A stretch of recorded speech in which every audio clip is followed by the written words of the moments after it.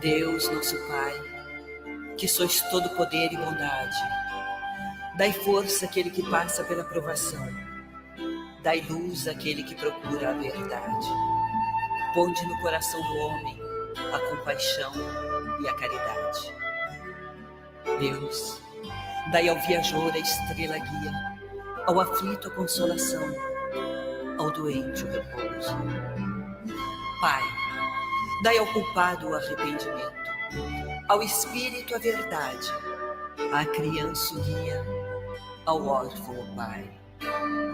Senhor, que a vossa bondade se estenda sobre tudo que criastes.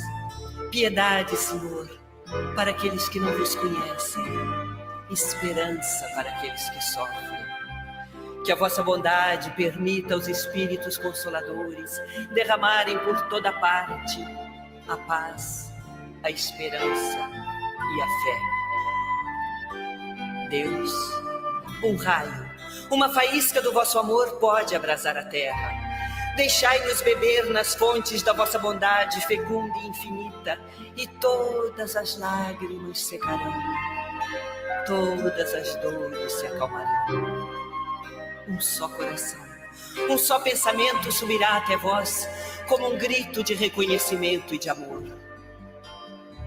Como Moisés sobre a montanha, nós vos esperamos de braços abertos. Ó bondade, ó beleza, ó perfeição, e queremos de alguma sorte alcançar a vossa misericórdia. Deus, dai-nos força de ajudar o progresso, a fim de subirmos até vós. Dai-nos a caridade pura, dai-nos a fé e a razão. Dai-nos a simplicidade, que fará de nossas almas o espelho, onde se refletirá a vossa divina imagem.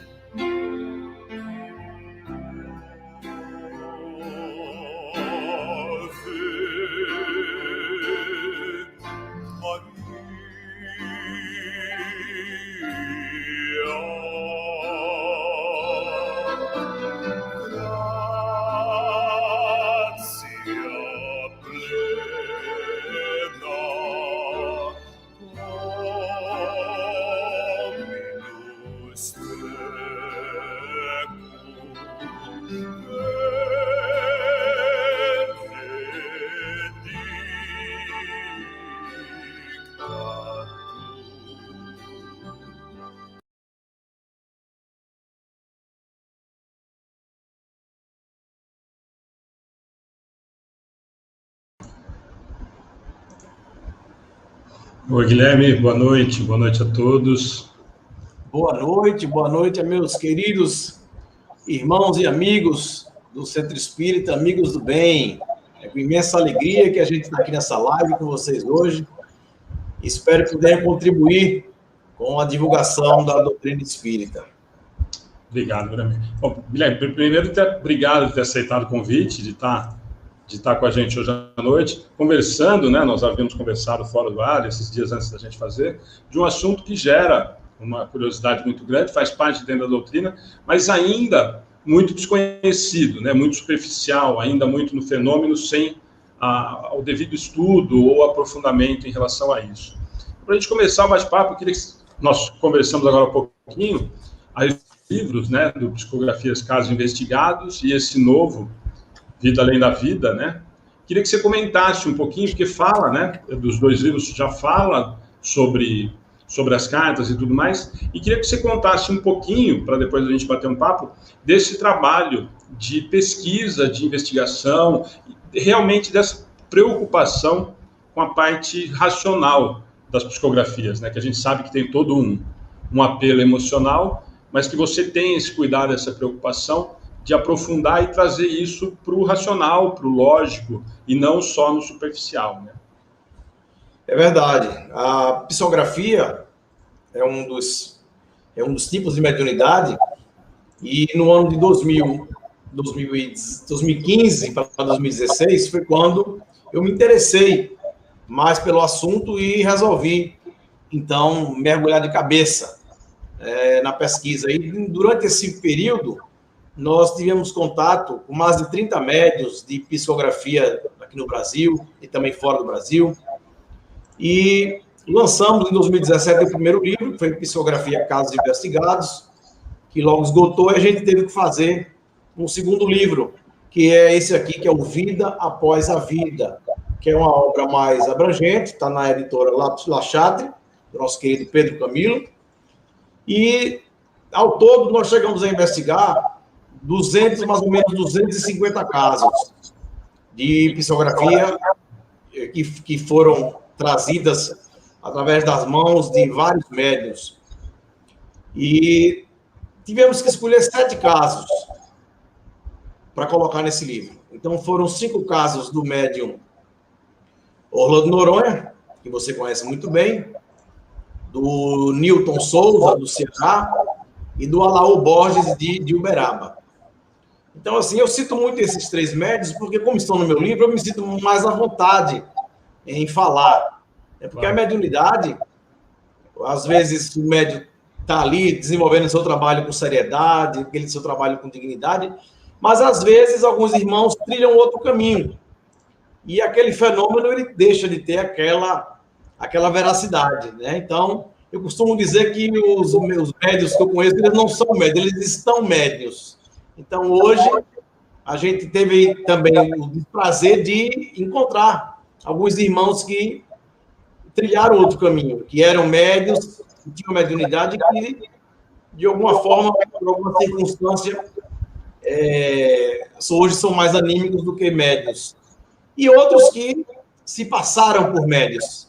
E hoje, no Brasil, nós temos aí pelo menos uns 8 indivíduos que estão aí se passando por médiuns. Então, mas isso não macula a mediunidade.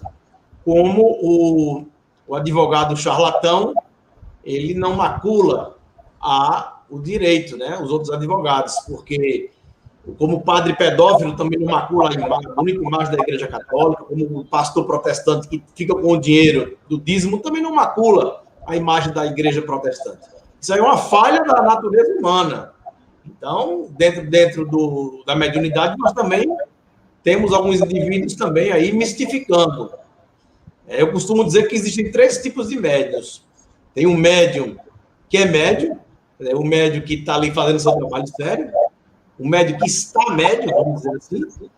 Tem aquele médium que não é médium, que se passa por médium que engana, temos muitos, e tem aqueles que são médios, que são portadores dessa faculdade, mas, ao mesmo tempo, mistificam. Então, são 3 tipos aí. E para a gente detectar, tem que realmente mergulhar na pesquisa, tem que realmente mergulhar no estudo das obras fundamentais de Allan Kardec, no Livro dos Médiuns e tantos outros livros que vêm trazer essa capacidade para poder a gente discernir o falso do verdadeiro. Então, é isso. Então, a gente se empolgou muito, mas a gente não está aqui para desmascarar médium. Muita gente, porque o pessoal viu aquela matéria do Fantástico, acha que eu estou aqui, o caça-mistificadores, o caça... E não é bem isso. O nosso propósito sempre foi legitimar a comunicabilidade dos espíritos através da psicografia como a lei da natureza, como um fenômeno natural que vem trazer a certeza da imortalidade da alma, assim como colocou Allan Kardec, ou melhor, os espíritos através das obras fundamentais de Allan Kardec. Você tocou num assunto muito importante, Guilherme, que a gente sempre diz que nós temos que tomar muito cuidado. Nós somos expert em julgar antes de mais nada, né? Quando aconteceu o que aconteceu com essa matéria que você está citando, do Fantástico e tudo mais, como aconteceu com o João de Deus também, nós colocamos todo mundo no mesmo pacote e julgamos a doutrina e não a pessoa. E quando nós sabemos, eu acho que você foi muito feliz, e já tinha visto você falando disso, que quem está cometendo o equívoco é a pessoa, né? É aquele ser que está se equivocando em relação à escolha ou à definição do caminho. Mas aí, partindo disso, nessa pesquisa toda que nós vimos, e achei muito bacana você ter falado isso, quer dizer, porque senão acaba virando isso, né? Não, o Guilherme quer pegar tudo que tem de errado. E, na verdade, eu acho que nós, por obrigação, nós sempre falamos isso nos estudos, e Kardec nos orienta assim, né? A doutrina nos diz, quer dizer, recusa 9 9 verdades para não aceitar uma mentira. Para não aceitar uma mentira. Na construção da codificação, que foi toda construída através da psicografia, e na época não tinha gravador, nada, então era tudo através da psicografia, Kardec rejeitou mais de 3.000 psicografias. Ele viu que não era verdade, que era fraude, ou era um processo anímico, e não aceitou. Não pôs a codificação. E eu vi um comentário seu há muito tempo atrás, justamente nisso, que ele fala que aquilo era uma fábrica, né? Na verdade, isso está no Livro dos Médiuns. O telespectador que está vendo, ele pode consultar aí a pergunta 313 do Livro dos Médiuns. Quando Kardec chama a fraude, naquela época, no século XIX, na França, onde não tinha luz elétrica, não tinha internet, não tinha nada, ele chama de nova indústria. Você imagina hoje com internet, com computador, com tudo aí, né? Então, essa indústria se tornou uma mega indústria. Se tornou uma mega indústria. Então, mas eu acho que tudo isso aí é um efeito. A causa das fraudes estarem existindo hoje no Brasil, talvez a grande causa, existem outras, claro, mas essa talvez seja a maior delas, é a mitificação da figura do médium. E também da figura do palestrante também. Muita gente mitifica o palestrante. Muita gente mitifica a figura do médium. E muitas vezes o indivíduo deixa de seguir a doutrina para seguir o médium. É o que a gente está vendo. Agora mesmo tem aí alguns médios aí publicando algumas situações aí muito estranhas em relação à pandemia, né? Muita gente questionando, e um pequeno grupo que está ali naquela bolha diz, não vamos questionar, porque foi médio tal. Se médio tal disse, então não podemos questionar. Deixamos a doutrina de lado e vamos seguir o médio. Tem gente fazendo isso. Tem. Você tocou no assunto, nós temos o estudo na quarta-feira, ontem, né? E do Livro dos Espíritos, nós fazemos a transmissão, e ontem foi um dos comentários, porque, lógico, né? A toda hora vem à baila o assunto da pandemia, das mensagens, e alguém ontem, durante o estudo, comentou, mas a gente ouve muitas outras religiões falando que é castigo de Deus e tal, e eu fiz um comentário, e eu acho que você acompanhou, nós vimos, infelizmente, dentro do movimento espírita, mensagens de médios, entre aspas, consagrados, com mensagens apocalípticas. Se você trocar alguns termos que foram usados como doutrina, e você colocar como de dentro da Bíblia, são as mesmas mensagens. E simplesmente ninguém questiona. A gente divulga... Se você questionar, você logo é excluído. As pessoas logo, elas lhe criticam. E eu, como palestrante, eu te afirmo, inclusive até em relação às fraudes, onde nós simplesmente queríamos alertar pessoas, fazer alerta para as pessoas não caírem nesse engodo, caírem nessa armadilha. Um grupo de pessoas lideradas por um palestrante famoso, que está muito rico hoje, mas um palestrante jovem, não é um palestrante velho, é um palestrante jovem, está muito rico hoje, sabe o que ele faz, o que ele vem fazendo? Ele vem ligando para as pessoas, olha, não, ignore ele, não receba o Guilherme Velho, quando ele mandar mensagem, não responda, vamos todos ignorar ele, vamos deixar ele acha que vai conseguir.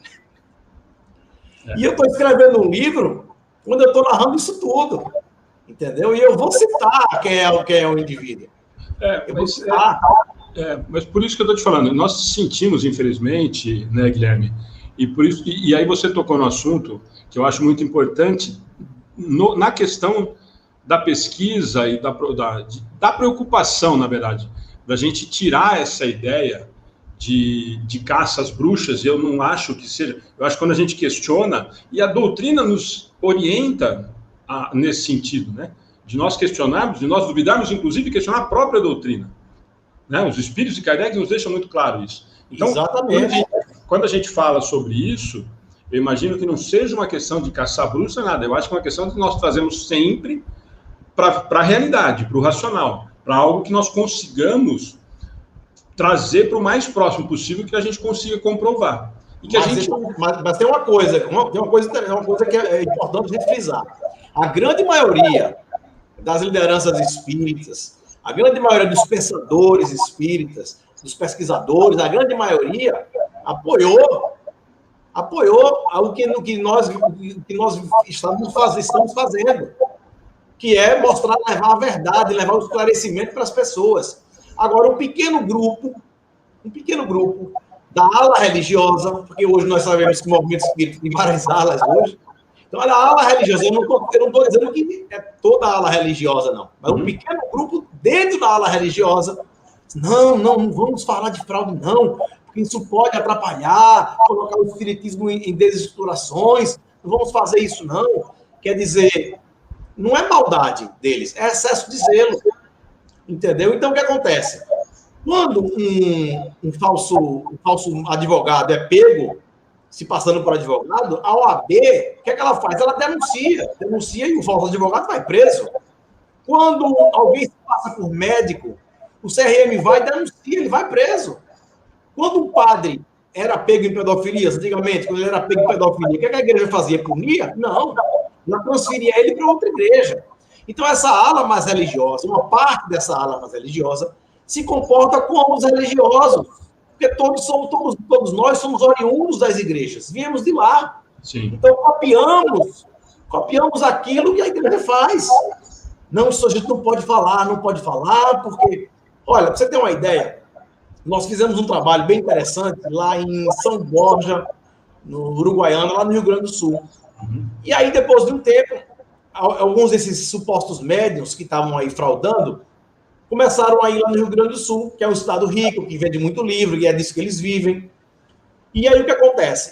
Esse grupo me ligou e disse, olha, Guilherme, a gente queria que você viesse para cá, para você explicar para as pessoas como identificar uma carta fraudada, o que é autêntico e o que é fraude. Eu disse, eu vou. Aí o pessoal, uma senhora ligada lá à federação, aí disse, não, esse rapaz, ele fala de fraude, a gente não quer ele aqui, não. Aí, o que acontece? Aí, o pessoal ligou para mim e disse, olha, o pessoal lá, essa senhora lá da federação não quer. Então, acho bom vocês ligarem lá para a federação e contar o que está passando, o que está acontecendo aí. Aí eles ligaram lá para a federação e disseram, olha, os charlatães estão vindo aqui fraudar, vocês precisam fazer alguma coisa. Aí o pessoal lá da federação disse, olha, infelizmente, esse pessoal está fraudando em casas que não são ligadas, vinculadas à federação. Nós não podemos fazer nada. Agora, veja que paradoxo. A federação ela não consegue impedir que os charlatães vá lá para fraudar, mas consegue impedir que um pesquisador com trabalho, com livros publicados, fosse lá para alertar os irmãos para não caírem nessa armadilha. Então, veja a interpretação, a falta de entendimento, a falta de estudo doutrinário, de conhecimento doutrinário, de estudo, ficaram apenas no Evangelho.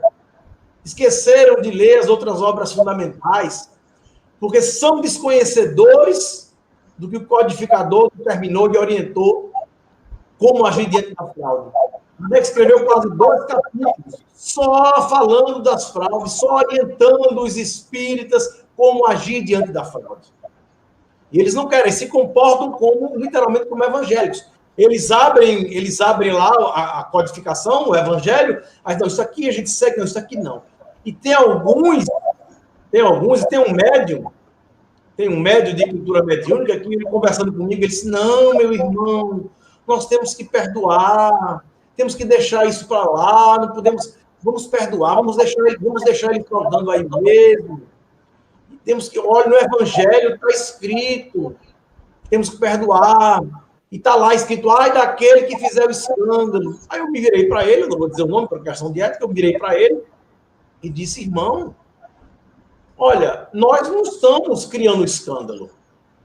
Nós somos, eu e as mães e os outros pesquisadores, nós espíritos, estamos sendo as vítimas do escândalo. Quem tá criando o escândalo é quem está fraudando. Nós somos os escandalizados. Então, veja essa interpretação. Mas, nesse caso, do médio, desse médio de pequeno mediúnico, nesse caso, eu até entendo, porque ele era amigo do médio do Fantástico. Entendeu? Ele chegou a levar esse médio do Fantástico, esse suposto médio do Fantástico, ele chegou a levar, inclusive, para a Europa.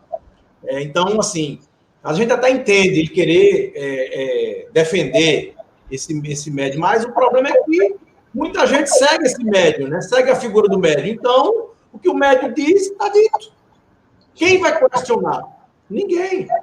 Então, existem algumas características para você chegar na fraude. Existem alguns detalhes que, se as pessoas que estão assistindo a live anotarem e forem para a ortografia, elas vão saber claramente o que é fraude e o que é um fenômeno autêntico. Isso é muito importante, Guilherme, a gente até entrar... É que tem até alguns comentários, todo mundo está falando, essa federação.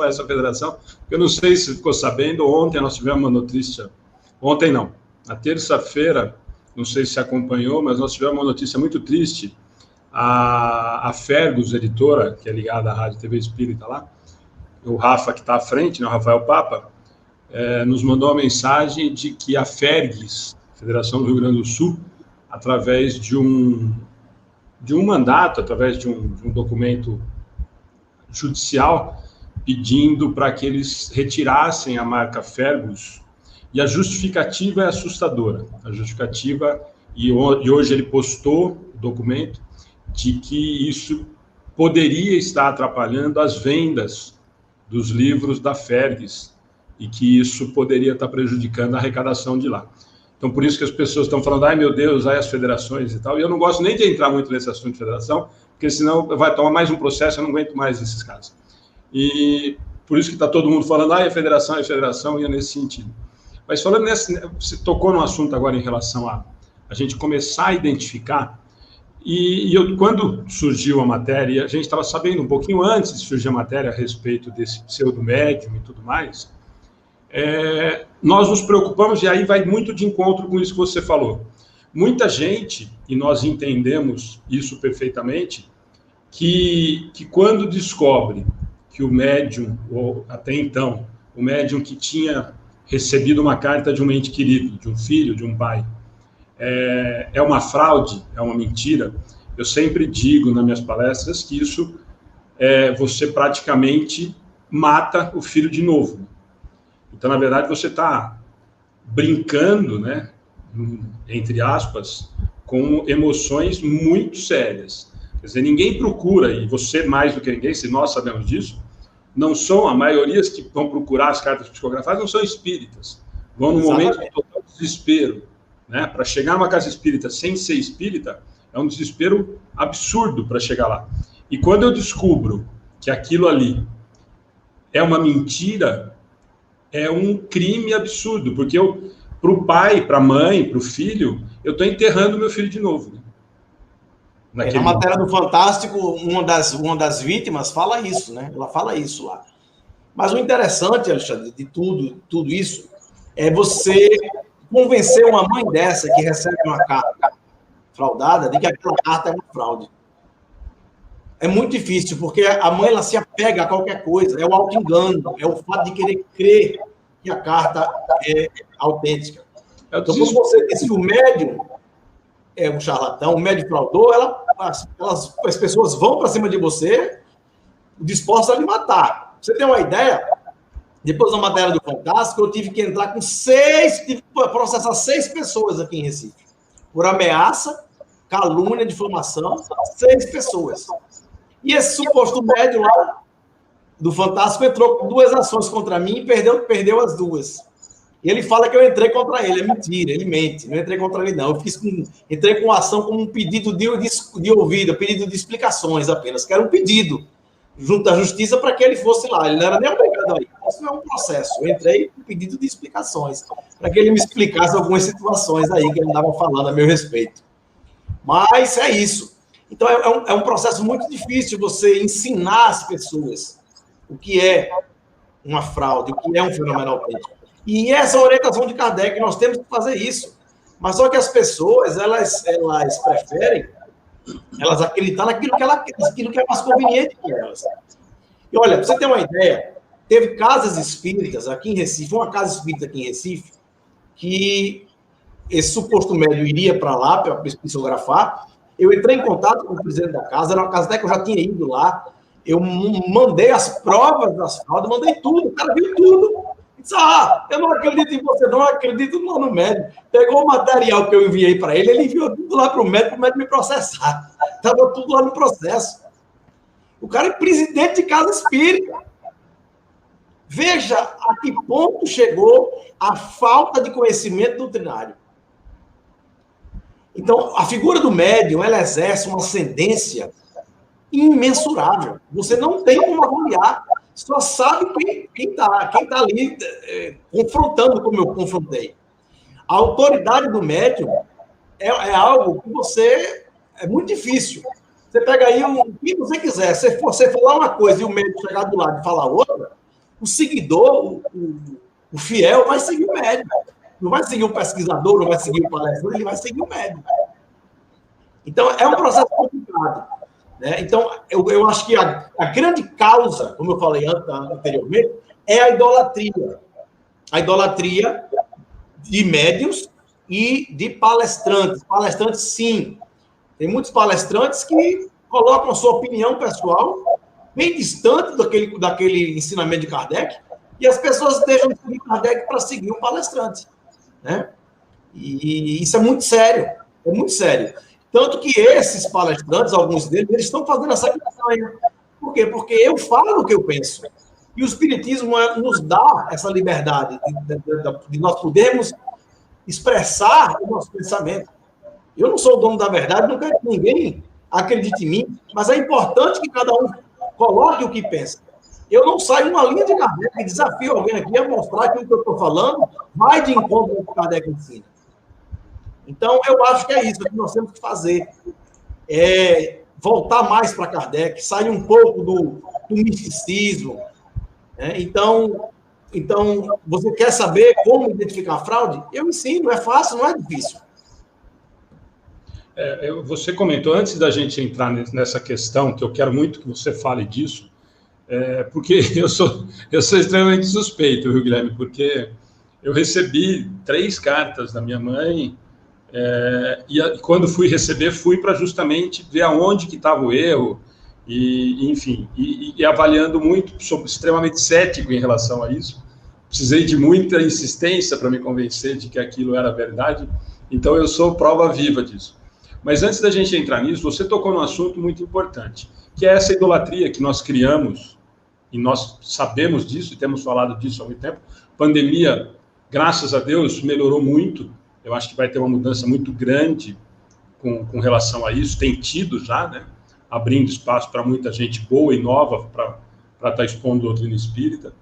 Mas nesse gancho do que você falou, Guilherme, quando você fala, olha, eu acabo me expondo, eu acabo falando o que Kardec diz, você não acha que nós temos, por exemplo, muitas pessoas com embasamento doutrinário, com credibilidade, tanto médiuns como palestrantes, para também expor essa posição, para também se colocar a favor do que a doutrina nos diz que é o correto? Porque se nós nos omitimos, quer dizer, nós temos, eu falei isso terça-feira para o Lucas Gabriel, não sei se você conhece lá de Manaus. Sim. Eu falei para ele, a gente acaba, ele veio falar sobre os animais de doutrina espírita, nós vamos falar de aborto a semana que vem com a Heloísa Pires, são temas que as casas espíritas não querem falar, porque, nossa, mas isso é muito espinhoso. Ué, mas a doutrina espírita fala disso, nós vamos falar do quê? Nós vamos falar de autoajuda? Então nós vamos chamar os ditos psicólogos, ou sei lá o que os caras fazem. Então, assim, se você não acha que está faltando, dentro, que eu não gosto do termo, do movimento espírita, essas pessoas que acreditam que esse seja o caminho, que fazem trabalhos corretos, que fazem trabalhos pautados na doutrina, na seriedade, que precisariam também colocar a cara. Quer dizer, nós temos várias pessoas que você sabe que têm credibilidade, fazem trabalhos fantásticos, mas que também acabam, mas eu não vou comprar essa briga, eu também não vou, porque senão eu também, depois eu não tenho uma entrada lá, ou não tenho uma entrada aqui. Você não acha que falta isso para nós sedimentarmos realmente uma posição séria a respeito da doutrina? Você fez um lançamento e me colocou de frente para o gol. O que eu vou falar agora vai ser pesado. Olha, quando nós descobrimos o que estava acontecendo com aquele médium lá do Fantástico, nós procuramos, eu posso te garantir que todas as lideranças espíritas, palestrantes famosos, pesquisadores, todos souberam, todos estavam sabendo o que estava acontecendo. Todos. nós fizemos uma espécie de abaixo-assinado, na verdade era um manifesto em apoio às vítimas das fraudes e à preservação dos meios sérios. Procuramos quase todas as federações. A única federação que assinou o manifesto foi a do Ceará, com o Luciano Klein, e a da Paraíba, com o Marco Lima. A Federação de Pernambuco, do meu estado, não quis assinar, não quis se envolver. Muito embora o manifesto não tinha nome de ninguém, não estava acusando ninguém, era um manifesto em apoio às vítimas. Apenas isso, apoio. Eles não quiseram. Os palestrantes famosos, eu conversei com todos. Nenhum quis assinar. Todos foram omissos. Todos foram coniventes. Com exceção de alguns, que realmente assinaram ali. O Sérgio Tisse, o Nazareno Feitosa, a Nete Guimarães.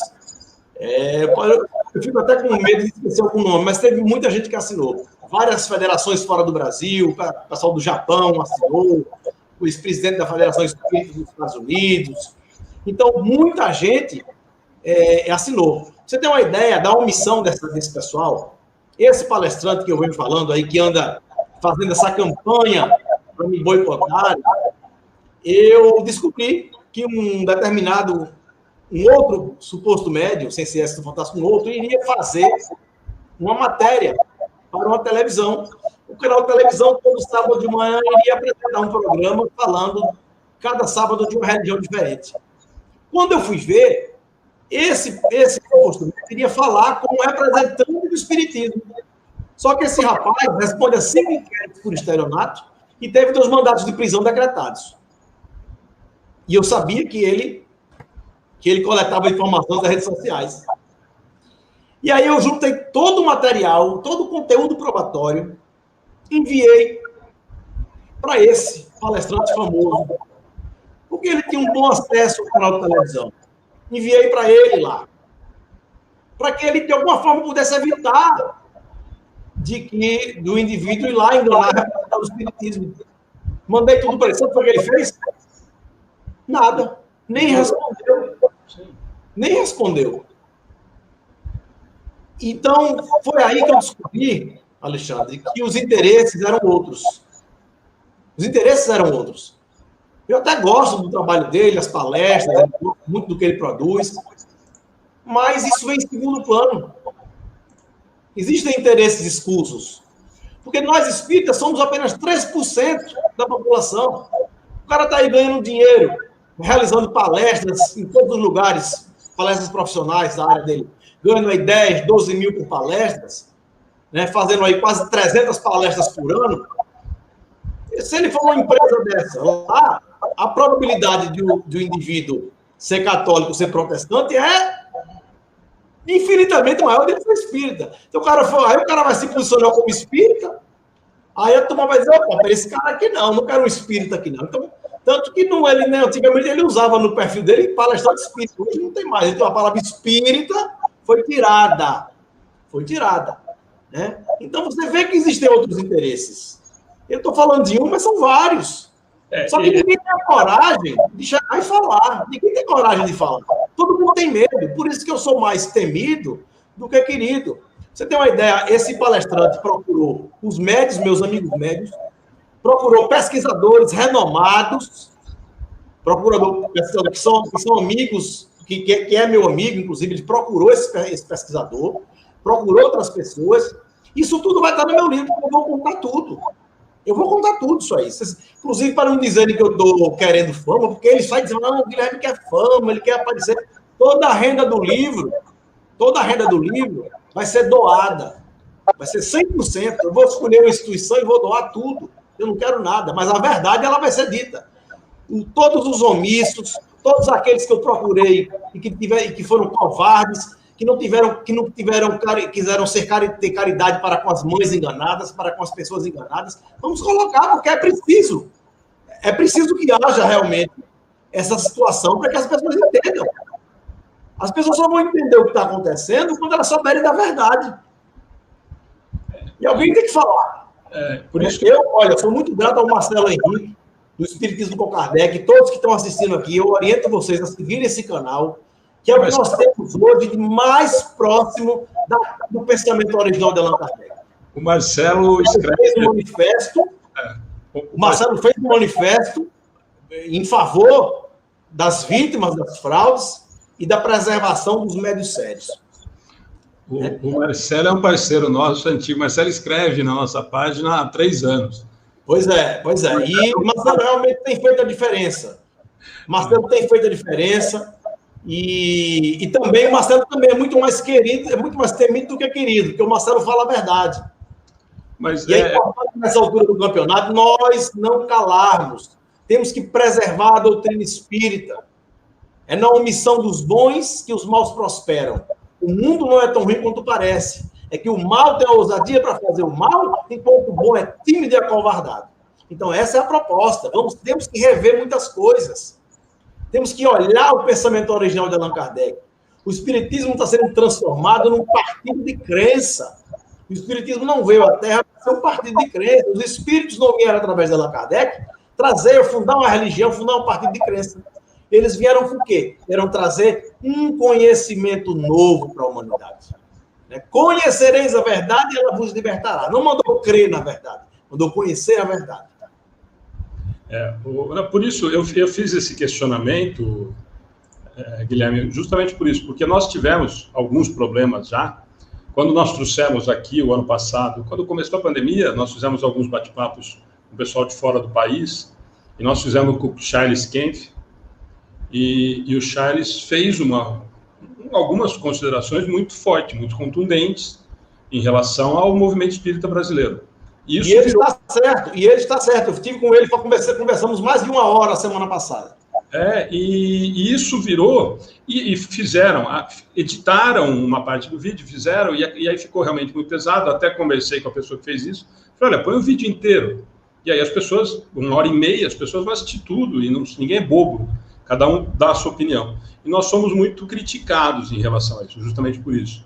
Por isso que eu te perguntei, inclusive pessoas que quando me ligaram, falaram assim, mas Alexandre, você viu o que aconteceu e tal? Eu falei, mas você não acha que ele está certo? Não, eu acho, mas eu acho que não é bom a gente discutir. Falei, gente, como é que não é bom a gente discutir se ele está certo? Você concorda que ele está certo? Que aquilo está errado? É a mesma coisa que nós pegarmos esse pseudo-médium aí e ficarmos quietos e falar, não, deixa ele continuar enganando todo mundo. Olha, você sabe o que foi que o Luiz Petri, diretor do Fantástico, me revelou?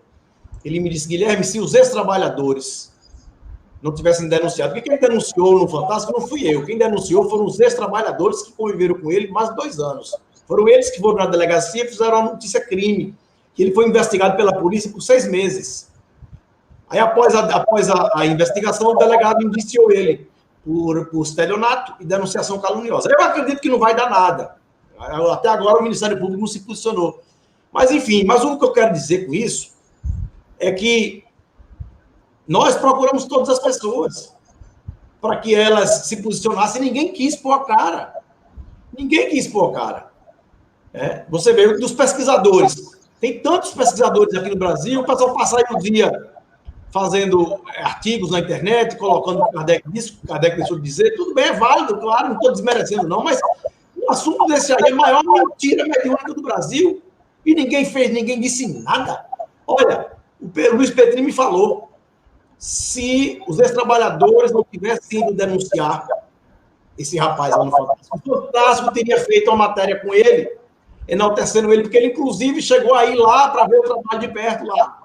Foi levado para ver. Você já pensou o estrago na doutrina que seria sendo promovido? E depois que nós começamos a fazer o abaixo-assinado, ele deixou de ser espírita e fundou uma seita. Sim. Fundou por quê? Porque nós fizemos o abaixo-assinado. E essas pessoas, esses omissos que não quiseram assinar o abaixo-assinado, são os mesmos que estão aí fechando portas para mim, porque eu alerto as pessoas.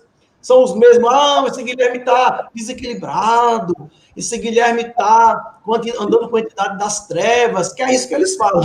É isso que eu ia falar, obsidiado, né? Olha, eu já recebi na minha casa, pelo menos uns 5 médios já se hospedaram aqui. E nenhum viu nada, nenhum viu essa obsessão toda. Nenhum viu nada. Eu vou fazer o que acontece? Esse pessoal, eles manipulam. Sim. Eles manipulam literalmente. Tanto tanto os médios embusteiros, quanto alguns palestrantes que têm interesses escusos, são acusados de cobrar para realizar palestras espíritas, que tem acusação de toda parte, e ficam aí falando de mim pelas costas. Agora, o conteúdo de toda essa história, ela vai estar no livro. Vocês esperem que o livro vai estar maravilhoso. Nós tivemos...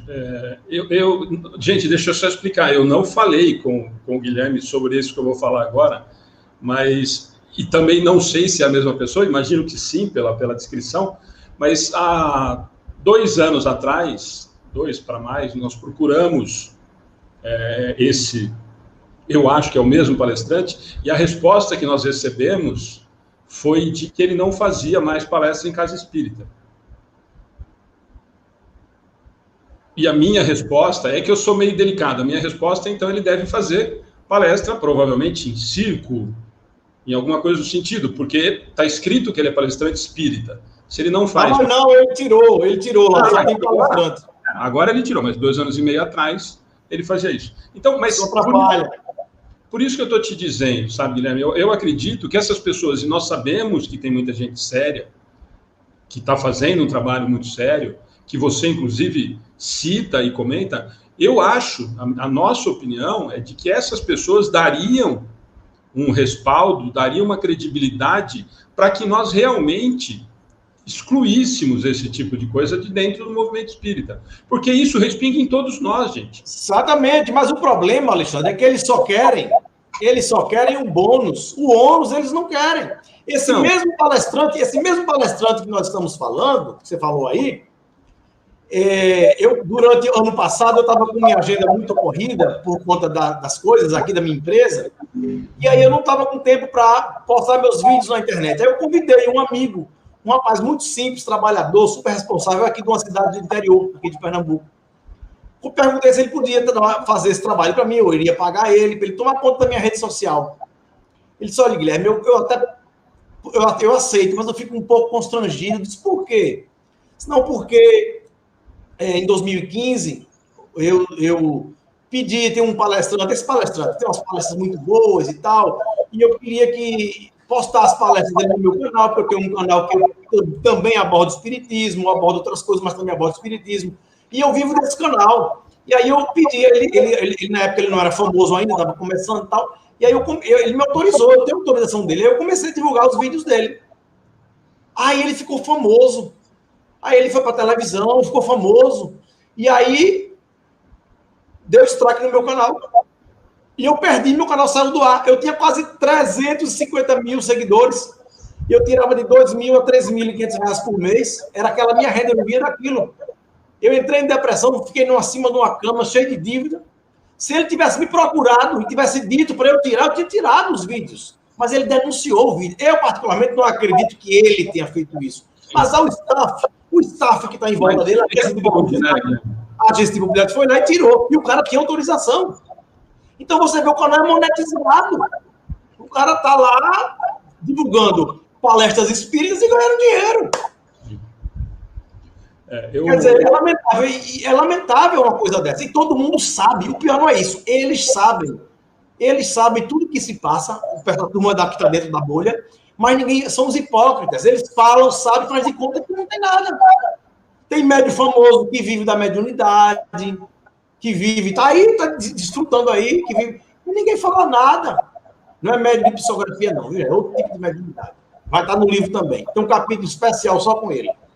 Então, é isso que está acontecendo. Eu acho que chegou a hora de alguém falar o que precisa ser falado. Sim. Alguém precisa falar.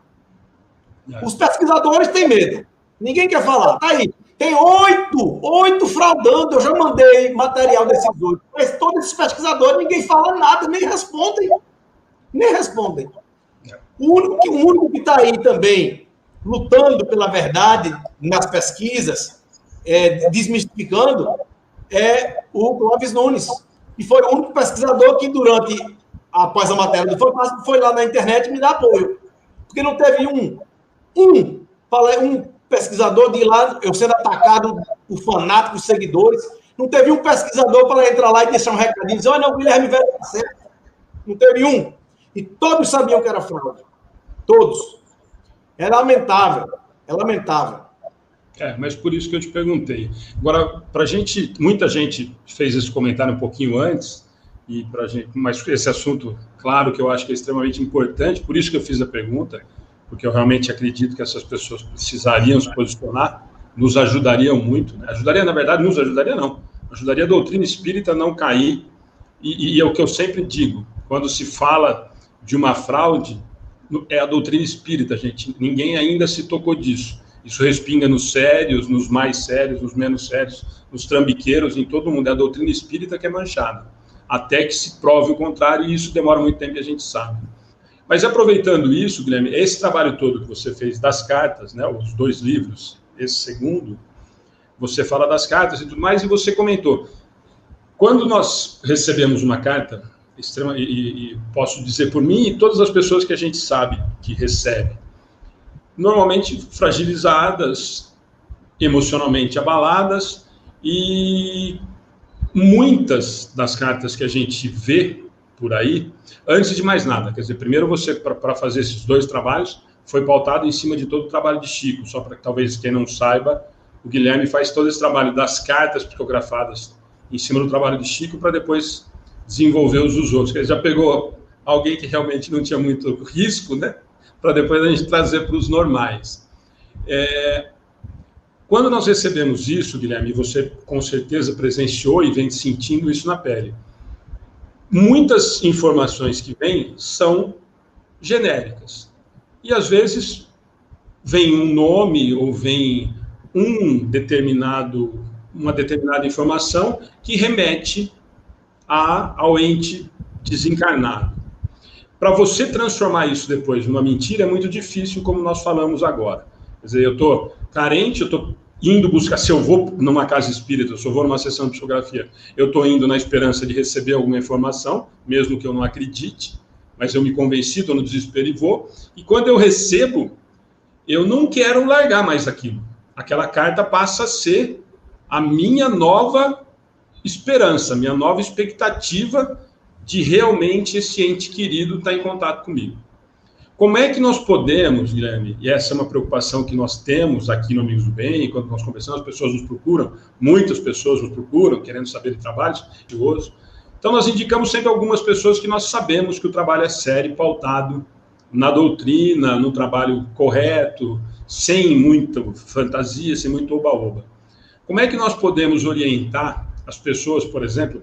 Aí é inevitável. Primeiro a gente sempre fala, olha, procura os que a gente indica, o que a gente sabe que tem um trabalho. Mas muitas vezes a pessoa não vai ter acesso ao Orlando, que está lá em Paraná, ou está em Osasco e não consegue chegar, ou ao Gu, que está em Araraquara, ou ao Uberaba, enfim. Eu vou procurar o que está mais próximo da minha cidade, ou o que eu tenho naquele momento que me indicaram. Como é que nós podemos orientar ou ter um cuidado para não ser enganado nesse sentido?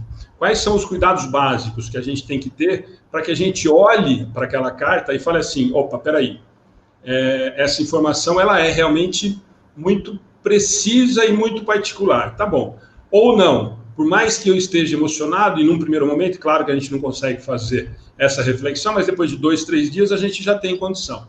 Como é que nós podemos analisar isso? Como é que você, depois de toda essa pesquisa, como é que nós conseguimos identificar essas possíveis fraudes ou o que é, de fato, uma mensagem dessa pessoa? Bom, primeiramente, existe um pré-requisito aí que é o pano de fundo de tudo.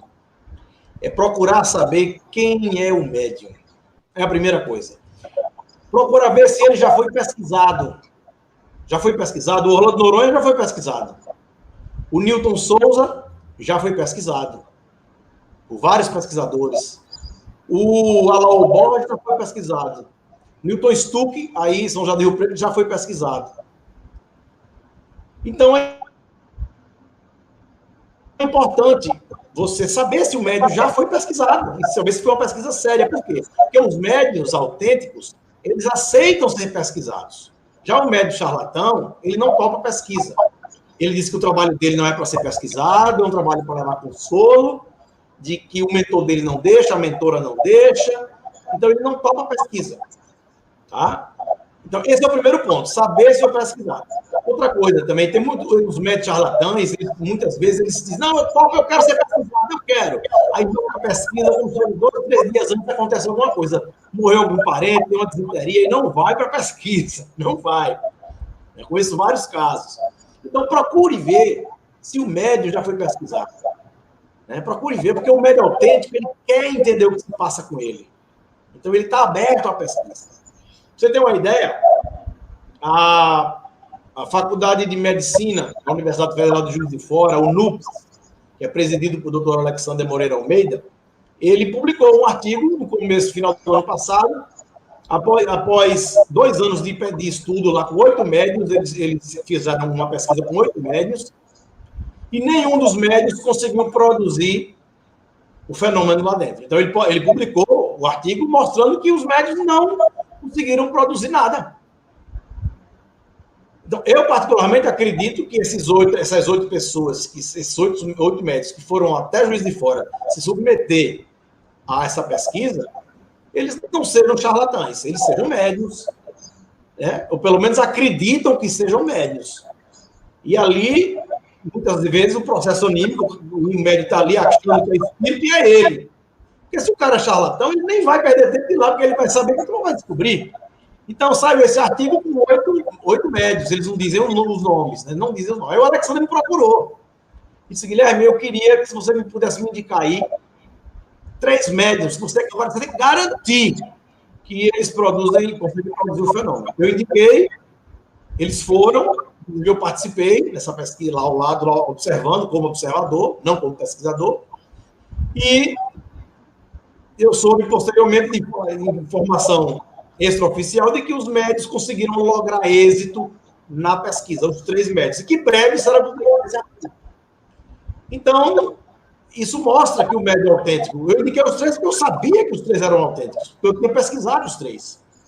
Então, breve, vocês vão ver o resultado dessa pesquisa. Então, esse é o primeiro ponto. O segundo ponto, para você indicar que uma carta realmente é autêntica, é o seguinte, esses médiuns que estão fraudando, eu descobri que eles estão fraudando através das redes sociais.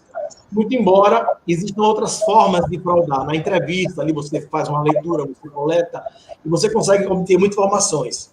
Mas hoje, com a internet, você consegue obter a informação que você quiser. Bancos de dados, redes sociais. Então, como é que eles fazem? O médium sai daqui de Recife e vai fazer uma psicografia aí em São Paulo. Ele marca a psicografia, faltando aí 2, 3 meses, e ele posta lá, e vocês postam na rede social de vocês. O médium fulano de tal vai estar aqui daqui a 2 meses e tal. Aí as pessoas que querem cartas, elas entram na rede social e deixam o recadinho lá, entra na página do médium. Estou falando do falso médico, deixa lá o recadinho. Eu estarei presente, não vejo a hora de receber a cartinha do meu filho fulano de tal. Na verdade, ela não precisa nem deixar esses dados, basta ela dizer que vai. Porque o médium, ele já ali, quando ela curte a página do médium, ela já abre o espaço para que ele colete todas as informações, ele veja quem é realmente querido, ele veja o nome dos pais, das mães. Existem bancos de dados, um site chamado Tudo Sobre Todos, que saiu do ar, mas agora já tem outro site, que é um site pago, que inclusive as polícias e algumas empresas têm acesso. Quando você põe o nome da pessoa, sai tudo. Sai a árvore genealógica toda, até o nome do vizinho sai. Você já notou que, às vezes, alguém liga para seu celular, você atende, a pessoa fala... Você vê que é alguém de alguma empresa, é do celular do senhor Roberto? Aí você diz, não, aqui não tem nenhum Roberto. Aí ela, não satisfeita, diz, mas você não conhece nenhum Roberto? Sabe o que é isso? Porque ela puxou lá e sabe que viu que o Roberto é um dos seus vizinhos ali. Então, eles se utilizam desses bancos de dados. Tem as caravanas. Mas eu recebi minha carta e não tinha nada na carta. Eu não tinha rede social, não tinha Facebook, a carta veio. Eles colocam pessoas se passando por umas ilutadas na plateia, coletando informações. Em caravanas, eles contratam caravanas, o dono da caravana recebe dinheiro para passar informação. E por aí vai. Então, eles são profissionais. Aí, o que acontece? Ele marca a psicografia aí. Então, ele já sabe, ele já coleta tudo. Então, ele já prepara. Então, ele já vai para a psicografia, levando as psicografias. com a memória fotográfica boa, o mentalismo, ali eles conseguem, na hora, passar as informações. Então, na carta ali, ele está psicografando, não está psicografando nada. Ali ele já está escrevendo o que ele já decorou. Tanto que ele dá entre 6, eles dão de 6 a 8 cartas, metade, mais da metade dessas cartas são genéricas. E 2 ou 3, ele bota informação ali pontual. Então, médium que não tem contato é algo sintomático. Entendeu? Médium é muito sintomático, é muito sintomático. O médium que ele consegue produzir o fenômeno sem ter qualquer contato, nunca ter visto a pessoa, sem ter qualquer contato. Ou então você dá o nome uma semana antes. Uma semana antes você dá o nome para que o médium entreviste os familiares, fazer uma entrevista do desencarnado. Isso também é um forte indício de fraude. Tá? Então, o Chico, na hora de receber as cartas, Chico anotava o nome, numa ficha anotava o nome da pessoa, do parente morto, desencarnado, a data de nascimento, a data de morte. Chico ficava com uma prancheta ali anotando, vocês podem olhar isso, vocês vão encontrar. No meu livro, eu pesquisei, eu procurei saber com pessoas que desfrutaram da intimidade de Chico, como Célia Diniz, e tantos outros, que estavam lá ao lado do Chico. Chico recebeu muitas cartas sem ter contato, mas via de regra, Chico anotava. Porque Chico era um médium mecânico, era um médium consciente, ele conseguia produzir aquele fenômeno. E a gente vai explicar as diferenças dos médiuns de psicografia. Então, esse é o segundo indício. Médium que não tem contato, ou você dá o nome do desencarnado uma semana antes. O ideal é você chegar lá na hora e pôr na ficha o nome, data de nascimento e data de morte. Pronto. Esse é o ideal. Terceiro indício de fraude. Cartas com número de CPF, placa de carro, número da OAB. Qual a utilidade do espírito vir para falar, mandar uma carta para a mãe e dar o número da OAB dele, que às vezes que a mãe dificilmente saberia? Né? O número da OAB, quer dizer, da placa do carro do acidente, dá o número de CPF, número do telefone celular. Todas as minhas falas eu falo isso, vou falar aqui de novo. Eu desafio qualquer médium desse que está dando número de OAB, CPF, placa de carro, a fazer um trabalho comigo. Eles não veem que eles têm medo. Eles sabem que se vierem não vão conseguir produzir. Eu trago 20 pessoas que eles não tiveram contato, que eles não conheceram, e eles ali não precisam nem da carta, receber carta. Basta receber o número de um CPF de uma daquelas 20 pessoas. Eu me dou satisfeito e faço um vídeo dizendo que eles são médium, que ele é um médium autêntico. Ele não vem, nenhum deles vem. Então, carta com informações pontuais. Já é mais um indício de fraude. É um indício. Outro indício de fraude é o médium que, na hora de que está lendo as cartas, ele recebe lá 5, 6 cartas, aí, de repente, 4 pessoas estão presentes e 2 pessoas estão ali e não estão presentes. Aí você não entende, mas, rapaz, tem 300 pessoas ali chorando, 400 mães chorando ali, pedindo uma carta para o seu filho. Aí a carta chega e a pessoa não está presente. A carta vai para uma mãe que está em casa, assistindo a novela, o Big Brother. Esse é mais um indício de fraude. Por que isso acontece? Porque o falso médium, ele viu lá na página dele que a pessoa avisou que ia, que estaria presente, ele achou que ela ia, preparou, escreveu tudo lá, mas na hora a pessoa, por algum motivo, não foi, mas a carta veio. Eu denunciei isso no Japão, em 2018. Aí agora eles fazem diferente. Aí agora, antes de ir a carta, eles perguntam se a pessoa tá. Dona fulano de tal tá aí? Aí a pessoa, fulano de tal, fulano não tá. Ah, tinha carta para ela. Ela não veio, então não tem, não vai ter carta. Então eles fazem isso agora. Porque eles estão se aprimorando. Cada vez que eu digo uma característica da fraude, eles tentam superar. Assim. Outra curiosidade, outro indício de fraude. Pelo menos era, até um tempo desse. Agora já estão se adaptando à forma correta de psicografar. Está evoluindo. Estão evoluindo. Eu notei que nas psicografias do Chico, a grande maioria dos nomes que vinham nas cartas eram o nome de pessoas vivas, ou melhor, de pessoas mortas. Desencarnadas. Desencarnados. O espírito conta como foi sua ambientação, quem o recebeu do outro lado da margem. As cartas vêm com o nome de avô, bisavô, tio-avô, de parentes mortos que o médium não conhecia. Nas cartas do Orlando, vem nomes de mortos. Nos 7 casos que estão aqui nesse livro, todos vêm em nome de avô, de bisavô, de tio-avô, de pessoas que o médium não teve acesso, que o Orlando não teve acesso, que o Alaô não teve acesso, que o Newton Souza não teve acesso. Nas cartas dos charlatães, só vem nome de vivo, porque morto não tem Facebook. Aí, quando eu também comecei a falar isso, eles começaram a procurar isso em bancos de dados, que sai a árvore genealógica, sai tudo lá da pessoa. Então, essa é uma característica também. Então, a carta só com o nome de vivos é complicado, é muito sintomático. Outro dado interessante também, outro ponto. Eu notei que esses charlatães, eles têm um padrão muito parecido no início da carta e no final da carta. E eles deixam para colocar essas informações mais impactantes, como o número do CPF, no meio da carta. É mais um indício de fraude. É um detalhe. Outra coisa que eu notei também, o médium autêntico, o médium charlatão, ele vive se vitimizando. Que está sendo perseguido, que está sendo perseguido o tempo todo, que está doente, só vive doente. Charlatão, ele só vive dando uma justificativa. Que vai parar com as pesquisas. Eu estou falando de médios de psicografia, tá, minha gente? Uhum. Médios de psicografia. Médio que vive dizendo que vai parar e depois volta. Então, assim, Chico Xavier foi atacado. Os médios sérios, todos são atacados também, são acusados, porque às vezes vem erro nas cartas, e erro não é fraude. O médio não é uma máquina de xerox, como todo mundo pensa. Um quanto do médio também vai na carta. O próprio Chico alertava isso, que ele dizia que às vezes ia um ponto dele nas cartas, tanto que quando ele foi psicografar sua grande obra, Paulo Estevão, Emmanuel pediu para ele ficar isolado. Ele ficou lá trancado, sentado num banquinho para não ter interferência de ninguém, porque era uma obra complexa. Ele tinha que descrever Roma, tinha que descrever as batalhas, as vigas, tinha que escrever tudo, as paisagens, e ele nunca teve lá. Nunca teve lá. Então, para a obra sair fidedigna e não ter interferência da mente de Chico, Chico teve que se isolar para ficar mais conectado possível. Então, se isso ocorria com Chico, você imagina com os médios comuns, simples antenas.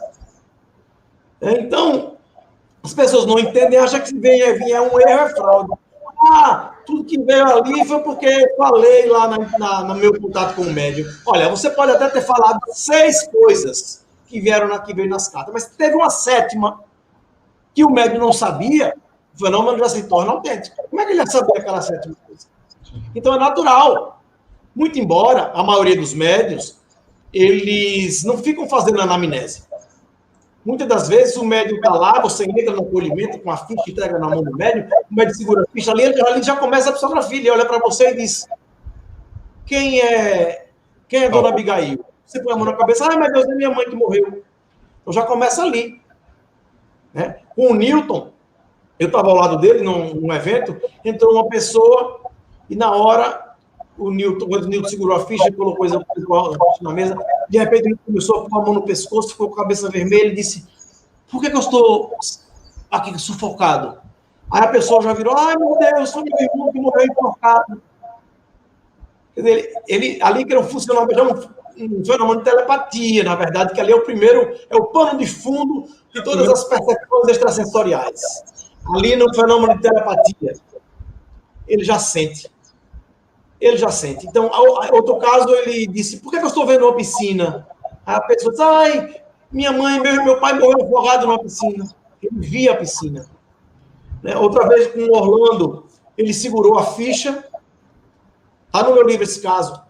Era um caso de uma mãe que tinha um filho que morreu assassinado. E toda vez que esse filho era um jovem bem rebelde, que ele aprontava, a mãe virava para ele e dizia: Mateus, Mateus, que era uma forma bem nordestina de repreender o filho. Mateus, Mateus. Aí ele, no deboche, virava para a mãe e fazia: maninha, maninha. Levava a mãe na brincadeira. Quando o Orlando recebe a ficha da Leidiane, a mãe dele, o Orlando pega na ficha, ali já funciona um fenômeno de psicometria. Ali a ficha funciona como endereço, ela seria uma espécie de facilitador. Não que na ficha tenha nada, mas é um gatilho para que seja disparada as percepções. E ali, o Orlando segura a ficha e olha para a mãe e diz: maninha, maninha. A mãe quase tem um infarto ali. Porque era informação muito íntima, que não tinha como o Orlando saber. Entendeu? Então, é importante isso, a gente entender, né, esse processo de você ter esse contato.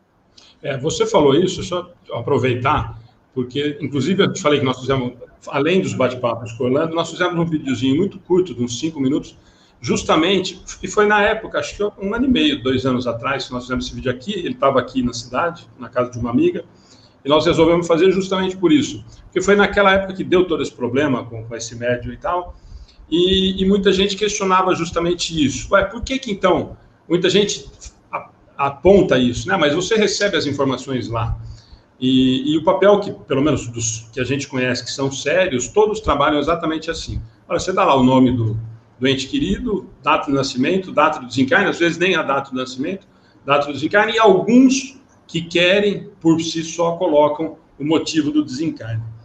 E o Orlando, e esses outros médiuns sérios que a gente acaba sempre indicando, e o Orlando, nesse videozinho especificamente, fala muito disso. Falou, Alexandre, não é uma anamnese, não é um questionário, não é uma forma de eu ter informação, é que justamente nesse momento, e o Chico, e ele usa muito o exemplo do Chico, que aí é um dos poucos que são inquestionáveis em relação a isso, é o primeiro contato que eu tenho, é a ligação, como você disse, é o gatilho, é o start para esse tipo de contato.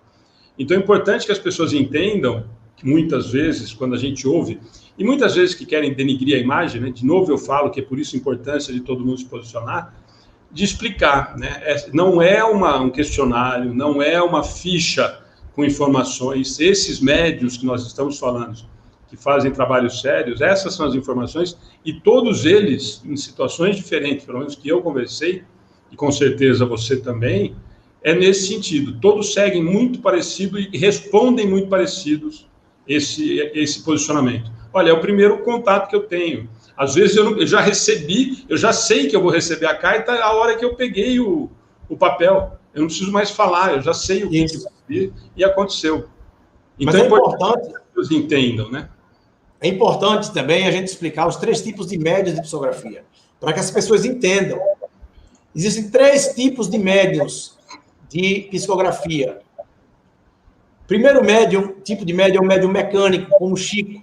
O médium mecânico é muito raro, ele é inconsciente. Ele recebe as cartas e não sabe o que está escrevendo, escreve a jato e não sabe nem o conteúdo ali, muitas vezes em línguas diferentes.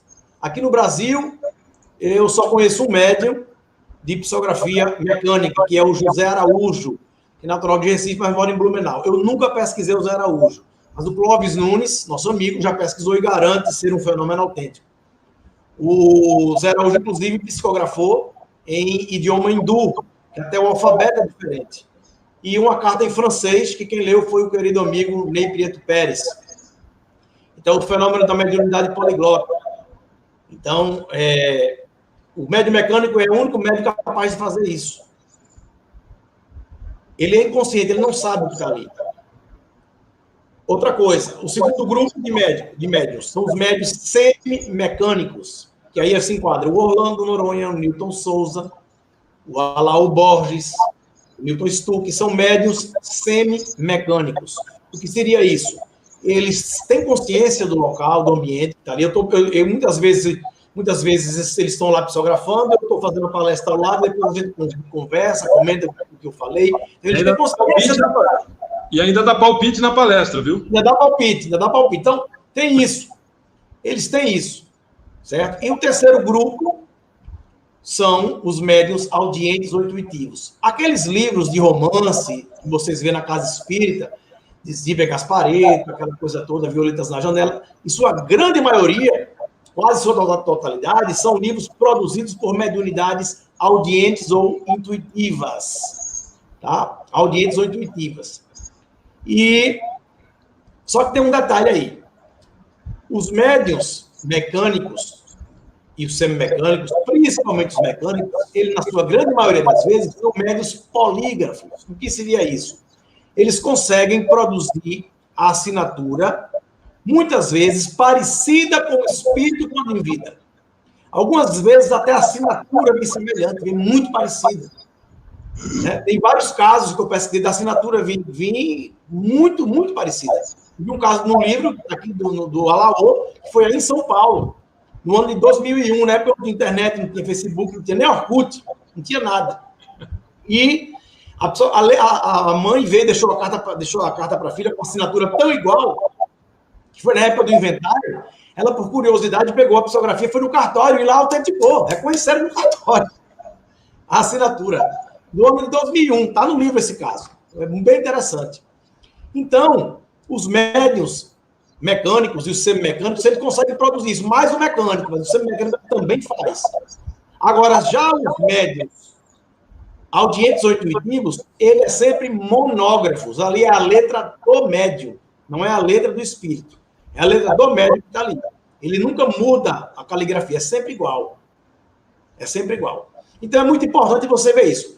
Psicografias, sem ter qualquer contato, é possível? É, se o médium for mecânico. Se o médium não for mecânico, psicografia pela internet, a gente vê aí psicografia online, minha gente, corram disso. Corram disso. Se o médium não for mecânico, é tudo picaretagem. Vou repetir, se o médium não for um médium mecânico, é tudo picaretagem. Tá? Você mandar recados pela internet, isso pode até acontecer também, mas você manda um e-mail para o médium, com todas as informações, com tudo. E seu e-mail, sua carta, seu e-mail fica numa lista, fica numa fila para receber recado, tem que tomar cuidado também. É isso que a gente orienta aí as pessoas. Tá? Temos que desconfiar, rejeitar 9 verdades para não aceitar uma mentira. O problema, Alexandre, é que as pessoas querem a dor de quem entrega um filho, só sabe quem passa. Sim. Você tem uma ideia? Um grupo de 4 mães aí em São Paulo. A gente combinou porque elas foram numa psicografia de um determinado suposto médium desse aí, a gente disse o seguinte, olha, vamos combinar aqui nós 4, vocês 4, ninguém vai postar nada no seu Facebook, você vai bloquear todo o Facebook. Então, a gente combinou com as 4 mães de bloquearem todas as informações para que o médium não tivesse acesso. Foi combinado isso. Aí, quando foi no dia da psicografia, as 4 mães foram, quando a gente foi ver, uma mãe tinha recebido a carta. Eu disse, meu Deus, então o médium é autêntico. Quando a gente entrou no Facebook de uma delas, da que recebeu a carta, ela abriu tudo. Ela abriu a vontade de ter a notícia do filho. É algo tão grande, é uma dor tão grande que ela prefere receber uma carta fraudada para dizer que recebeu, para consolar, do que não receber nada, entendeu? Então, as pessoas elas querem isso. Elas se sentem consoladas. Muito embora eu acho que é melhor uma verdade que doa do que uma mentira que consola. Com certeza. Bom, por isso que eu te falei, viu, Guilherme? Eu sou suspeito, porque a primeira que eu recebi, eu fui realmente para ver o que tinha de errado. E acabei recebendo de um susto. Com informações muito, muito particulares. Não foi com o Orlando. O Orlando, ele quer me andar do meu pai. Eu já falei para ele aguentar lá, que deixa meu pai quieto. Mas com informações muito... E há pouco tempo, eu fiz uma coisa, minha esposa deu risada, que eu fiz a mesma coisa. Eu fui para ver aonde estava o erro. E aí, realmente, por ser cético em relação a isso. E olha, não, eu não vou passar informação, eu não vou fazer e tal. Eu falei, mesmo porque vai vir uma carta muito parecida com a anterior, com as mesmas características, com as informações muito próximas, porque são os dados que tem, e vai acrescentar alguma coisa e nós vamos ter a mesma mensagem. E, para minha surpresa, não foi. Aliás, eu fui para receber de um ente querido, recebi de um outro, com informações completamente que não existiam. Por exemplo, o meu avô paterno eu não conheci, então ele não existe na minha rede social. Não é que ele não existe na rede social, ele não existe na minha vida, né? Não tem foto, não tem registro, não tem nada. É completamente diferente das informações. Mas junto com isso, a gente já está, o papo está bom, tem muita gente ajudando. Tem uma coisa que aí você falou agora, que as pessoas querem receber, e muitas Guilherme, você deve ter percebido isso nesse estudo todo, se transformam dependentes desses médiuns, das cartas.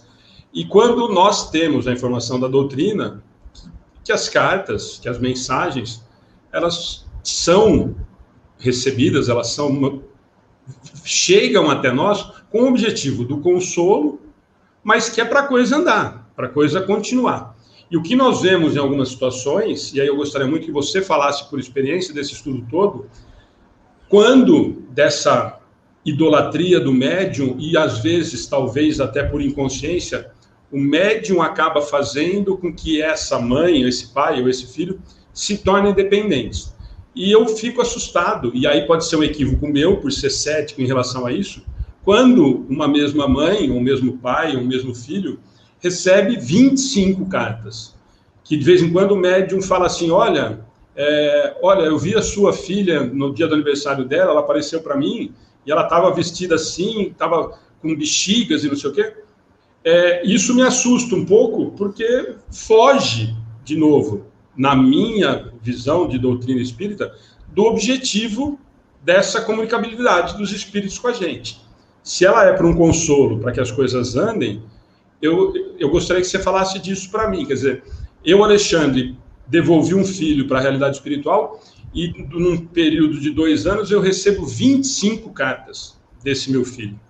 Quer dizer, isso faz algum sentido? Isso você deve ter presenciado? Porque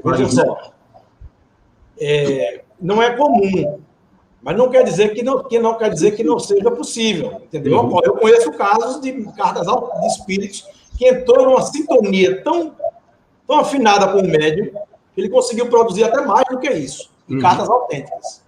Mas não é comum, tá certo? É algo também que a gente deve observar, tá? Então pode ser ou pode não ser. Não quer dizer que seja fraude, tá? Agora, as cartas, eu sempre digo nas minhas palestras que as cartas, elas funcionam como analgésico. As cartas não é a salvação do mundo. A carta, ela funciona como analgésico. Às vezes a mãe está ali, sem aguentar mais, naquela dor no fundo do poço, aí você vê a carta. A carta, ela dá aquele impulso para que a mãe consiga, o parente querido, o ente querido, consiga superar, iniciar o processo de superação da dor da perda de um filho. Ou da perda de um ente querido. Eu digo filho porque ficou uma coisa muito marcada. Tem muito contato com mães que entregaram os filhos. Então, a carta ela é um analgésico. Mas o que vai fazer você superar definitivamente a dor da perda, a dor da separação, é um remédio que vai cicatrizar essa dor. E esse remédio não é só um analgésico, é muito mais do que um analgésico. Porque a carta é um analgésico. Mas o que vai curar é um remédio chamado espiritismo. Doutrina espírita. É esse que vai curar e que vai cicatrizar. O analgésico vai dar um impulso para você ir em busca da cura. Muitas vezes as pessoas ficam presas ao analgésico e esquecem o mais importante, que é o conhecimento. É a doutrina espírita, é o aprendizado. Nós temos uma coisa que é muito pouco explorada, que é a nossa biblioteca espírita. O melhor presente para uma mãe que entrega um filho, você dá uma obra espírita para ela ler, para ela conhecer o espiritismo. Como você falou, a grande massa das pessoas que procuram as cartas não são espíritas. Esses são católicos, alguns protestantes, outros ateus, não são espíritas. Tem espíritas, mas não é a maioria. Tem o caso do Alaô, você vê que eu estou falando, não é opinião aleatória, não é um caso pesquisado mesmo. O Alaô foi a São Paulo realizar um trabalho de fotografia. E ele recebeu uma carta de uma filha de um policial. A policial chegou em casa, discutiu com a filha foi pegar a bolsa na arma da mãe, que era uma filha rebelde, a mãe segurou a arma com a mão da filha, ficaram as duas brigando, até que a arma disparou, e a mãe, sem querer, atirou na filha, matou a filha, sem querer. A mãe estava desesperada, querendo se matar. Aí vem a carta, ela não era espírita, vem lá a carta, recebeu aquele analgésico. Alguns meses depois, o Alaô volta a São Paulo, ela recebe a segunda carta, recebe o segundo analgésico, volta para casa consolada, aliviada. O Alaô vai a São Paulo a terceira vez, ela recebe a terceira carta, o terceiro analgésico. Fica consolada. Alguns meses depois, o Alaô volta a São Paulo pela quarta vez. Quando o Alaô está lá psicografando, no momento da psicografia, recebe um telefonema que a policial, aquela que matou a filha por engano, acabaram de cometer suicídio. Aí eu pergunto, a carta adiantou? Os 3 analgésicos adiantaram? Não adiantaram. Porque faltou o remédio. Faltou o remédio que cura, que é a doutrina espírita. Então a carta não é a salvação do mundo, minha gente. Isso nós ouvimos. Isso... Por trás dessas cartas, Alexandre, você vê toda a codificação espírita. Os postulados básicos do espiritismo estão todos lá. Imortalidade da alma, um dos postulados básicos, está lá nessas comunicações. Comunicabilidade dos espíritos está lá, através das cartas. Deus, outro postulado básico nosso. Quantidade de espíritos dizendo, falando da existência de Deus, de leis superiores, de coisas maiores que regem o universo. Você vê reencarnação, outro postulado básico nosso, o espírito dizendo nas comunicações dessas cartas, dizendo muitas das vezes que a causa daquela morte foi algo relacionado a uma suposta vida passada. Você vê um tema que é tão pouco explorado na casa espírita, que é também um postulado básico nosso, pluralidade dos mundos habitados. Você vê lá o espírito muitas vezes dizendo, houve um caso que eu vi aqui em Recife, o espírito dizendo na carta, a viúva estava na plateia, o marido dizendo, meu amor, estou te esperando para nós irmos viver em outros mundos. Então, se você for observar ali, você tem que encontrar o amor, o perdão, os espíritos suicidas dizendo que do outro lado as orações são sentidas, que elas chegam como um bálsamo aliviando aquela dor. Quantas mães, quantos pais estão ali sofrendo com peso na consciência, achando que são culpados pela morte de seu filho, e ali os espíritos vêm através das mãos dos médiuns dizer que eles não são culpados, que os pais fiquem tranquilos, tirando aquele peso daquelas consciências. Quantos suicídios já foram evitados através das cartas? E aí a grande massa dos espíritas não querem promover reuniões de psicografia nas cartas espíritas. A gente até entende que tanta fraude aí, mas não é mais fácil combater a fraude, não é mais fácil ensinar os espíritas que é uma carta do que você simplesmente tirar a mediunidade do movimento espírita, como estão querendo fazer. As pessoas sabem mais de Bíblia do que de mediunidade na casa espírita. O livro dos espíritos não é um livro lido. O livro dos médiuns é um livro esquecido na casa espírita. Você lê evangelho, evangelho, evangelho, evangelho. Não que não seja importante, todos os 3 livros são importantes. E, aliás, toda a codificação é importante. Sim. Deveríamos ler todos, inclusive nas revistas espíritas. O que a gente vê é uma parte da doutrina espírita, uma parte da doutrina do movimento espírita, querendo fazer o espiritismo segundo o evangelho. Quando, na verdade, Kardec não quis isso. Kardec não quis fazer a doutrina segundo o evangelho. E sim o evangelho segundo o espiritismo. Sim.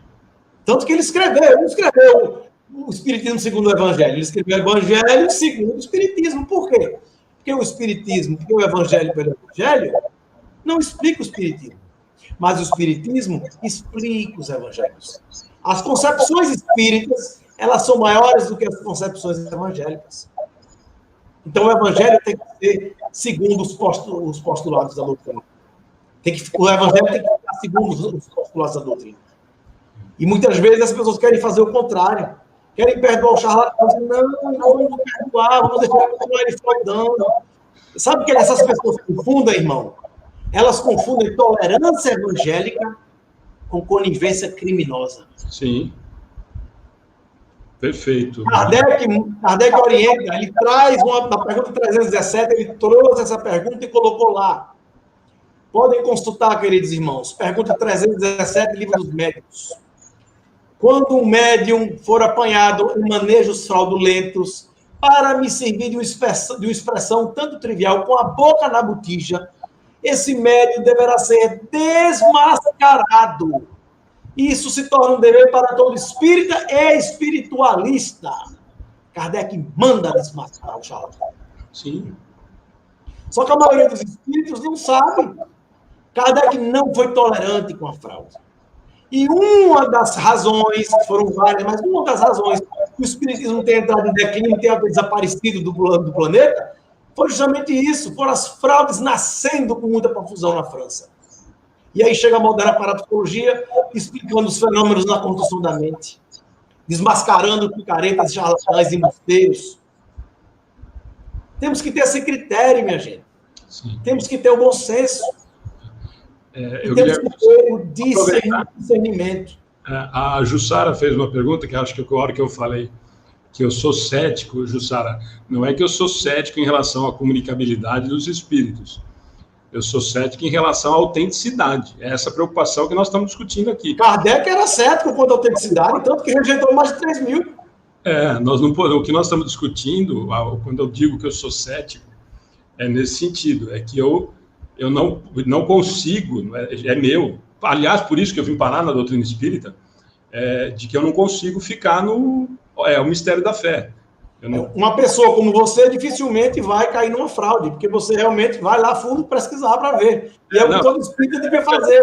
A Jussara deve ter tomado um susto na hora que eu falei que eu sou cético nesse sentido, Jussara. Que assim, eu realmente tenho certeza da comunicabilidade dos espíritos, tanto que nós acreditamos, estudamos isso. Aliás, eu sou muito da opinião do Guilherme. O movimento espírita, como nós falamos no começo, dos temas que são espinhosos e não se querem falar, nós estamos vendo casas espíritas acabando com trabalhos mediúnicos. Nós estamos vendo casas espíritas que não permitem. Outro dia nós fomos crucificados porque um menino, o Vitor Hugo, que eu não sei se você chegou a conhecer, um menino fantástico de Uberlândia, deu uma comunicação no final, na hora de fazer o encerramento dele, uma comunicação extremamente rica, completamente relacionada ao assunto que estávamos conversando, só que nós recebemos várias críticas. Como é que pode, ao vivo... mas ao vivo é ao morto, é escondido, então nós não temos... Ou existe o fenômeno, gente, ou não existe o fenômeno. E dentro do movimento... O pessoal quer tirar a mediunidade. E dentro do movimento espírita. Se você tira a mediunidade, você vai desestruturar a doutrina. Porque é um postulado básico. Comunicabilidade dos espíritos é um postulado básico. O livro dos médiuns é o manual dos evocadores. Kardec construiu o livro dos médiuns para ensinar as pessoas a evocarem os espíritos. E as pessoas esquecem disso. Se você tira um dos postulados básicos da doutrina, você compromete tudo. E aí tem gente que diz, meus irmãos, a época dos fenômenos já passou. Passou nada. Engano. Não, e se nós falamos que são de todas as épocas, é isso que eu falo. A doutrina espírita, nós nos enganamos, ou nós acabamos repetindo, eu digo sempre nos estudos, que nós estamos criando frases prontas, e não podemos dizer dogma, mas nós estamos repetindo, que nem papagaio, algumas frases que nós ouvimos falar, como, por exemplo, a fé raciocinada, e a Jussara está perguntando de novo, sim, mas como ter certeza desse ser autêntico, Jussara? É isso tudo que nós estamos questionando. Só estudo, é leitura. Como é que você vai estudar mediunidade, fazer palestra sobre mediunidade sem ler o livro dos médiuns? E tentando eliminar, né? Tentando eliminar, né, Jussara? Como nós conversamos até agora com o Guilherme. Viu, Alexandre? No meu canal, quem tiver interesse, a gente tem muita coisa lá. Você põe lá, Guilherme Velho. Eu já nasci velho, sou velho desde que nasci. Guilherme Velho, pode pôr lá no meu canal. Assinem lá, ajudem a gente a divulgar o canal.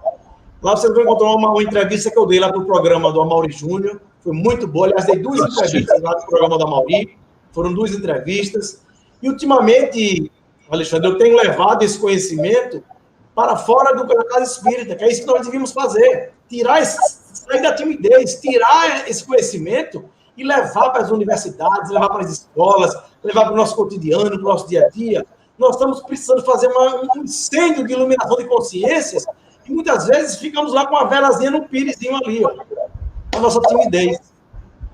E falando para nós mesmos. Eu só consigo abordar esses temas fora da casa espírita porque eu abordo sempre trazendo o conteúdo científico.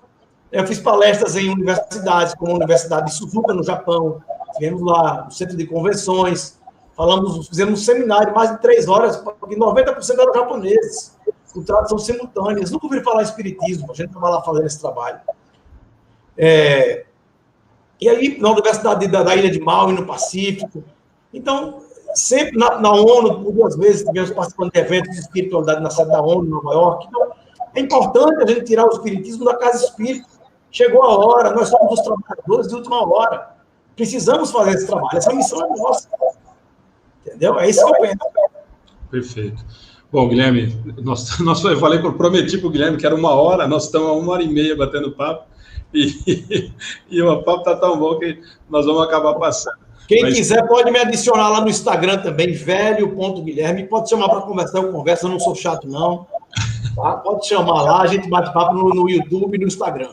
Então, e Guilherme, te agradecer muito, para deixar você para fazer as considerações finais, te agradecer pela, primeiro, aceitar o convite, né? Espero que seja a primeira de várias outras oportunidades que a gente vai ter para conversar. Eu acho que aquilo que eu falei para você no começo, realmente, e o Marcelo estava aí agora comentando também, que eu acho que o que falta muito no movimento espírita, infelizmente, nós falamos disso, nós trouxemos o pessoal do filme Kardec, e eu falei para todos, Kardec é um ilustre desconhecido na doutrina espírita. Nós citamos Kardec porque tem que citar, porque, na verdade, ninguém conhece a obra. Nós conhecemos o Evangelho lindo, que eu sempre digo que me assusta quando eu digo isso, que ele é lindo, mas se ele não me cutuca, se ele não me faz mudar, é complicado. Então, eu sempre falei isso para o Wagner de Assis, eu falei, olha, vocês conseguiram com o filme fazer pelo menos as pessoas descobrirem que Kardec existiu mesmo, né? Então, eu acho que a importância desse trabalho, dessa insistência, e, de novo, eu vou falar o que eu comentei com você no começo, o que nós precisamos é de mais pessoas, como o Marcelo, como outras pessoas que acabam comprando essa bandeira, não, eles que eu sempre digo, e você falou no começo, acho que você foi muito feliz, não como caça às bruxas, não tentando destruir ninguém, mas fortalecendo o que a doutrina espírita tem de verdadeiro. Porque se nós deixarmos essas fantasias, esses charlatões, o que não é doutrina espírita tomar conta do movimento espírita, que já é muito pequeno, nós vamos fazer com que isso realmente acabe. Nós vamos cair num descrédito total, inclusive entre nós. Eu digo sempre que vamos sobrar meia dúzia do que realmente acredita do que é a doutrina espírita, ou pelo menos o que é que Kardec quis trazer junto com a espiritualidade maior. Então, eu queria te agradecer muito pelo trabalho e, claro, por aceitar o convite, estar aqui com a gente. Eu queria muito que você fizesse suas considerações finais e, de antemão, te agradecer mesmo. Muita gente te agradecendo também. Nada, eu que agradeço e eu espero, depois que acabar a pandemia, eu fazer aí, pessoalmente, aí um trabalho com vocês aí. Eu vou a São Paulo e a gente faz. Com certeza. E o Marcelo realmente é um grande precursor desse novo movimento espírita que está surgindo. O trabalho que o Marcelo vem fazendo, ele realmente é um divisor de águas dentro desse movimento. E eu queria dizer para vocês de que tem muita coisa boa, a gente fez muitas críticas, mas a grande maioria das pessoas que estão envolvidas, que estão aí se doando por essa doutrina maravilhosa, são pessoas comprometidas com a verdade, são pessoas comprometidas com Kardec e com Cristo.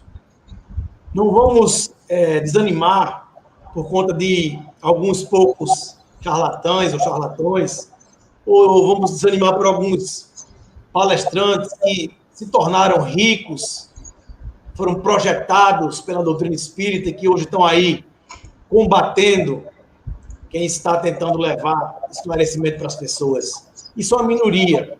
Isso é uma minoria. A grande maioria são pessoas que realmente estão produzindo algo e que estão deixando um legado.